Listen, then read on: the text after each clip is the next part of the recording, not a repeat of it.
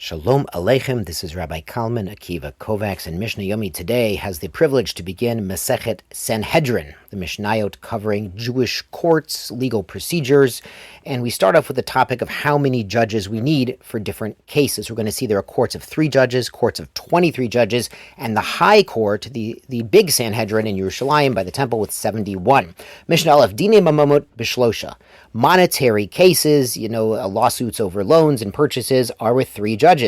Gizelot, if it's a theft, v'havalot, or an injury, Bishlosha, also with 3 judges. Nezek, that's damage done by one's property, as we saw in detail in Bava Kama.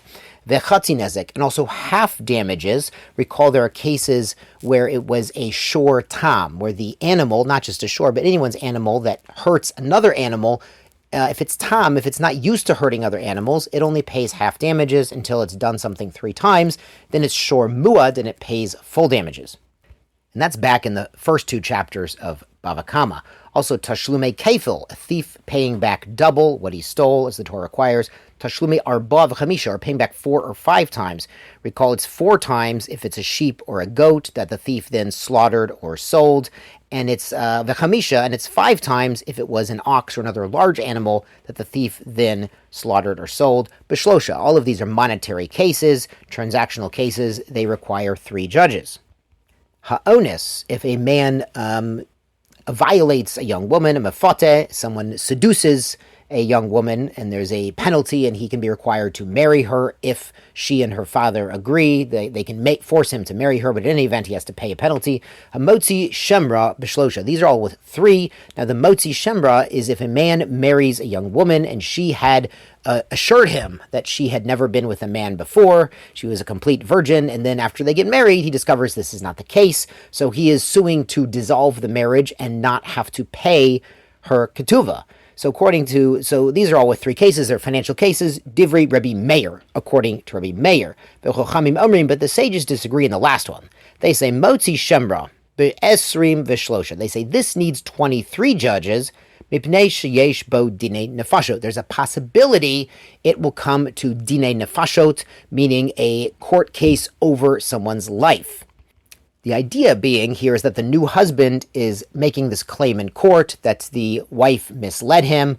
But what might happen is he might have done Kiddushin a year ago and then taken her to chuppah a year later, and witnesses might come forward during this court case to say, yes, we witnessed her being with another man, not the new husband, during this 12-month period, and that's after Kiddushin. And after Kiddushin, she's a fully married woman, and she could be chayev skila, be stoned in the court if there are actually witnesses to this adultery.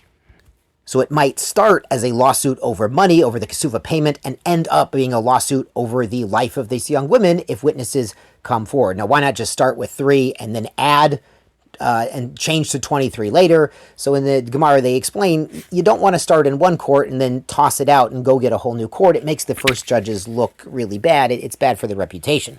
On to Mishnah Bet, makot bishlosha. Crimes that have a penalty of makot, of lashes, of whipping, is with a court of 3. Mishum Rabbi Shmuel Amru, but in the name of Ishmael, they taught be'esrim v'shlosha. You actually need 23 to administer lashes. The Rav Vadia Bartanura here, the Peirush he brings, that Rabbi Shmuel's source is Gezerah Shava, Rasha, Hayim bin Kakota Rasha. There's a Rasha Lamut, there's a Rasha who's high of the death penalty. Of course he would need 23 judges, but even a Rasha who gets whipped, Hayim bin Hakota Rasha, then he would also need 23 according to Ishmael. Ibor Chodesh Bishlosha.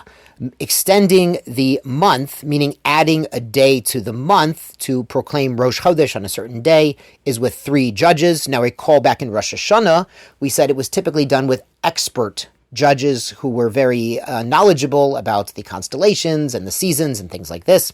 Ibor Hashanah Bishlosha, and adding to the year, meaning making a leap year, adding other Sheni, is also with 3 judges, Divrei Rabbi Meir, according to Rabbi Meir. Now, we talked about this in depth in Rosh Hashanah, how sometimes it's necessary to add a month to the Jewish calendar because we have a lunar calendar, which is 11 days shorter than the solar calendar year by year. So after a few years, the holidays start to come out in a different season unless you compensate by adding a leap year, a second Adar every few years. And also we have the pasuk we talked about that Pesach has to be b'chodesh Haviv. It has to fall out in the springtime.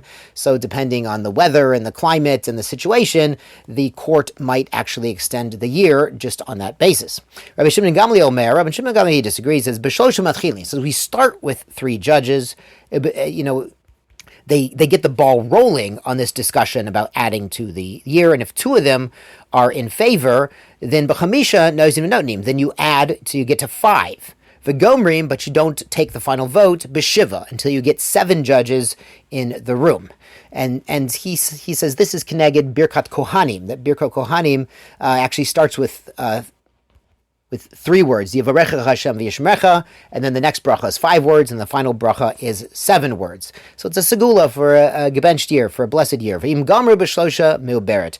But if they concluded the debate with these 3 expert judges, and they decided it was the need of Klal Yisrael to make a leap year, then that is valid. Yashar koach, tizku l'mitzvot, welcome to Sanhedrin.